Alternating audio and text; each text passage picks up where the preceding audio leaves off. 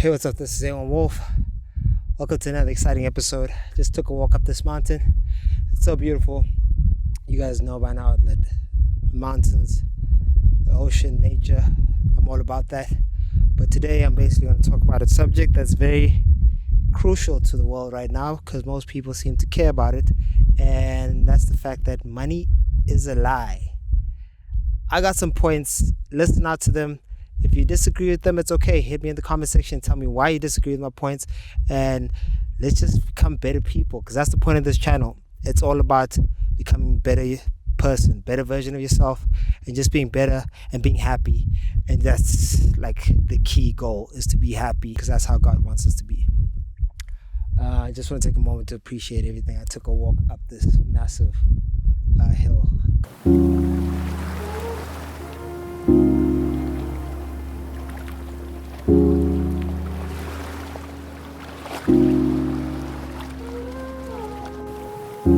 Beautiful day, beautiful day. So beautiful, so beautiful. But let's just get straight into it. Money is a lie. Number one, what is money?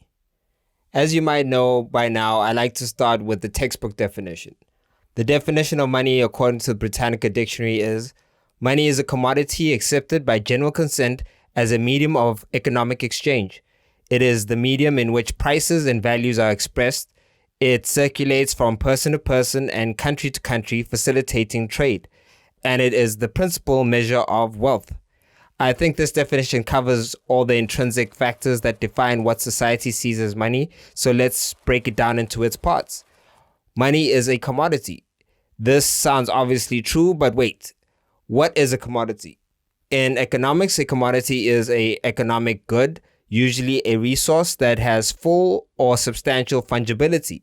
I know there are some big words here, but please bear with me, as it's important for you to understand these things to grasp my argument of why money is a lie. So let me define the most glaring of these big words. Fungibility. This word is going to be an important part of understanding money and why I say it's a lie. In economics, fungibility is a property of a good or a commodity whose individual units are essentially interchangeable and each of whose parts is indistinguishable from another part. For example, a 10 rupee note can easily be exchanged with two 5 rupee coins, but non-fungible tokens cannot be exchanged in the same manner. Gold is fungible since a specified amount of pure gold is equivalent to the same amount of pure gold, whether it's in the form of coins, bricks, or any other states. However, a unique item such as gold fashioned into a statue by a famous artist would not be considered fungible. Other fungible commodities include sweet crude oil, company shares, bonds, other precious metals, and currencies. This is the stuff that traders trade in the markets, but we'll get to that part later.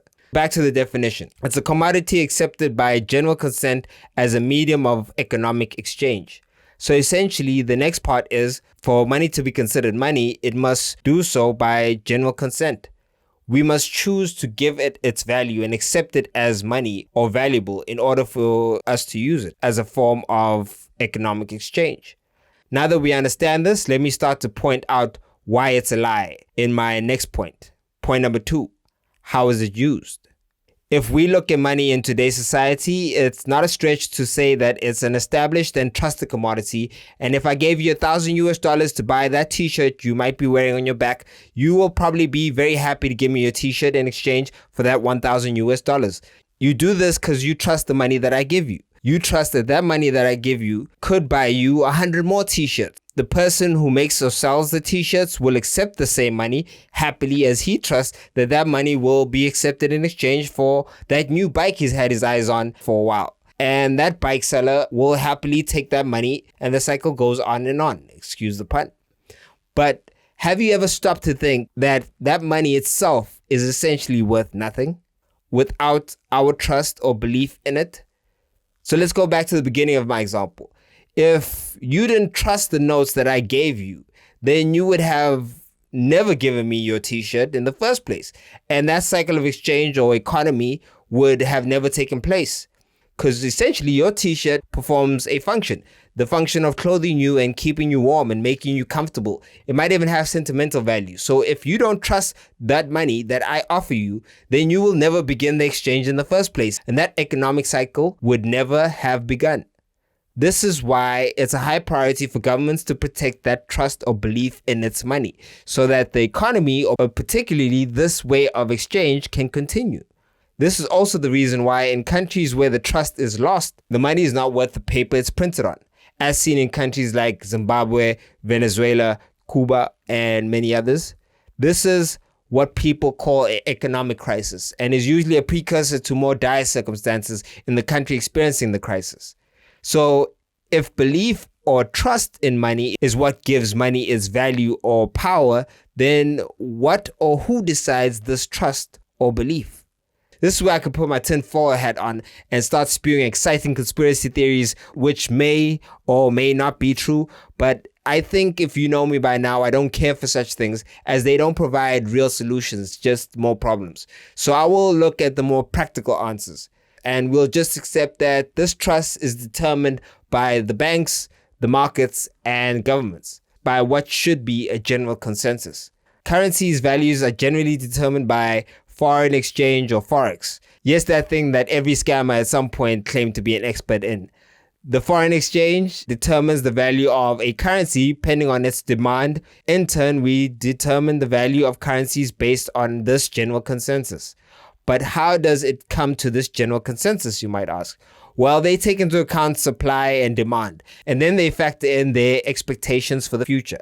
For this reason, the value of money fluctuates throughout the trading day. They determine how much one currency can buy in exchange for another.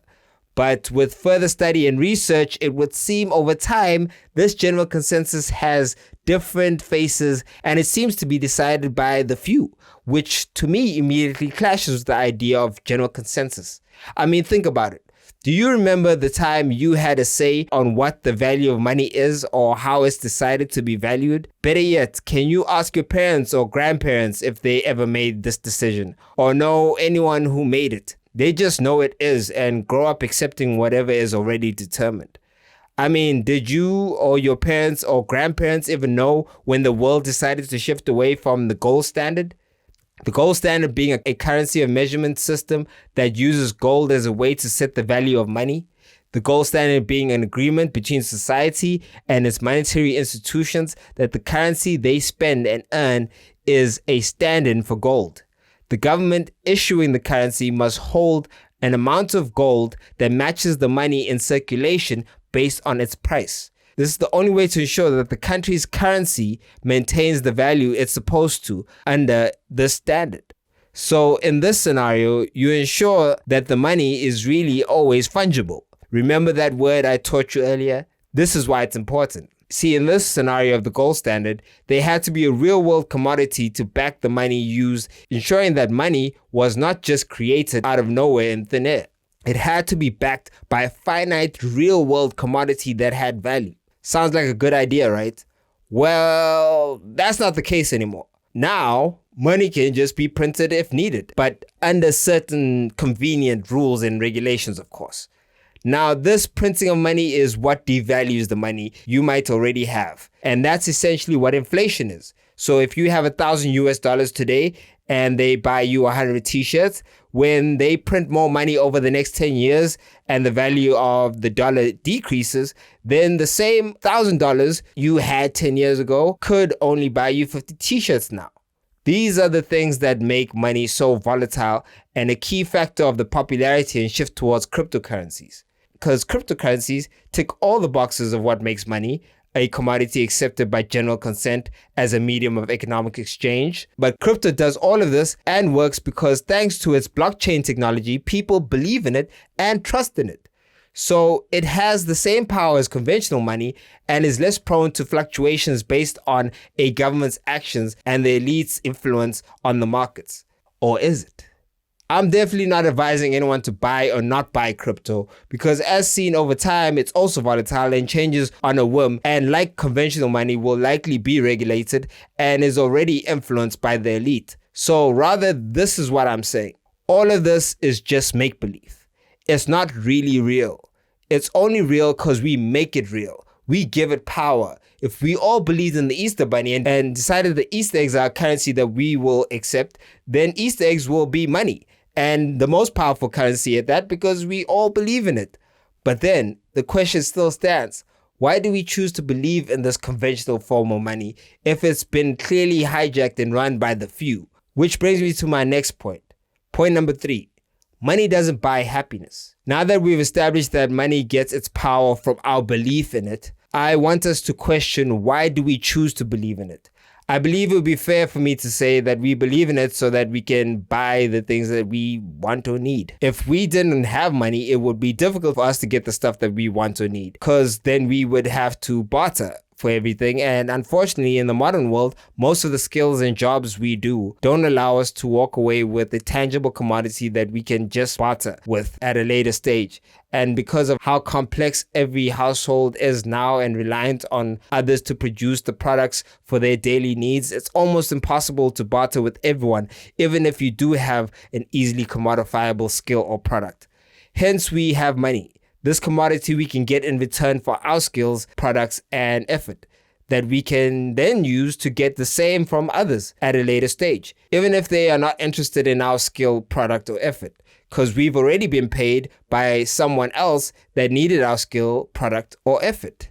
Then why am I saying money is a lie, if it's something that I admittedly say is useful? Well, this is why. As I simply put it, money is useful as a go-between or a means of exchange. But why I say it's a lie is that in its conventional form, we've lost sight of what it is and began to value it rather than what it does. So back to the essence of this point, in that money doesn't buy happiness. We have become so entrenched in the idea that since money can buy us what we need and want, it can therefore be the answer to all our problems. We have been told that money is vital. Society loves money and needs our belief in money. So we've also been told that money is vital. And therefore, we've been trained to sacrifice things that are really vital in return for it. We give up our time to get money. We sacrifice our health to get money. We even give up our happiness to get money. But what for? I think I could maybe answer that. It's all for that lie that we call money. Which brings me to the next point. Point number 4. It's a trap. We are sold in this illusion of money by the way society treats it. Based on the first 2 points, we understand why society is ingrained in making us believe in money, as it's the only way to make it work. But that belief has been so grossly exaggerated that we even forgot what money is. It's just a means. It's not the goal. This obsession with getting money as a goal has created the trap we find ourselves in today. Our obsession with having more money needed has led society and governments to endorse overconsumption for the sake of just producing more money. This production of more money in turn cheapens the money and the value of real things in the world. We celebrate and promote companies and individuals for making the most or a lot of money, but never question at what cost. Your actual real world needs are compromised for the sake of adding a few extra zeros in your account, or even worse, your company's account, while you are paid a fraction of your actual effort. This distortion didn't happen by accident neither. It was done by design. Because back to my earlier point of who decided the general consensus, well, those few who had the power to decide how money works found that they could make themselves rich without actually having to do any actual real work or actually have any real products to barter with. They could just barter the money itself. They could wave this fake commodity that they have made you trust in front of your face and make you do all the heavy lifting for them, while you create the products that they need, build the fancy cars that they drive, and the opulent houses that they live in. They do all of this thanks to your gross belief in money, because you need their commodity to get you all those things that you think will make you happy. Which brings me to my last point. Point number 5. How do we break free from the lie? I know I said I won't get into conspiracy theories and it started to sound like one, but essentially what I have done is just share exactly how the world works in plain view. I mean, what do you think Wall Street is? It's just one symbol of what I'm pointing at, but we can see more symbols of this everywhere. People have been controlled by the numbers of money. So what's the solution, you might ask? Because of course we can't get rid of the money. which, by the way, I think we could, but I'll save that for another video. So rather, what can we do now about this situation we put ourselves in? Well, the first step is this. Acknowledge and be aware of this plain truth that money is a lie and has no power beyond what you give it. Begin to live more purposefully and not swayed by the promise of money. When you look for a job or do work, don't be willing to sacrifice your time, your health, your relationships for the sake of just getting more money. Ask yourself, what do you really need and not what you want? Because what you want is probably manipulated by the same system that needs you to be obsessed and worshiping money. So next time you say, I need that fancy car, ask yourself, number one, do you really need it? And number two, what are you really going to sacrifice to the God of money to get it? See, what I've learned in my short time on this planet is what we actually need is very little to be happy. And all this obsession on things might just be the actual thing holding us back from being happy now. So redefine everything and choose happiness now, because money is just another lie sold to you to keep you from the truth. You are free to be happy now. So choose to be happy now. Thank you for watching this video. I hope what I said makes sense and actually helps you in your life. And listen, this is just my viewpoint and my journey and my experience. You can enlighten me if you have a different point of enlightenment. It's all okay. It's part of community and helping us grow, becoming a better version of yourself and just being better and being happy. I give you this information to set you free. I feel like that's the purpose God has given me, and I fully strive in this purpose right now. So give a like, share, comment, subscribe, hit the notification bell, which is very important if you want to be notified. And yeah, let's just keep engaging and growing as a community. This is something that's different on YouTube. This is something I feel I would appreciate if I had to see this.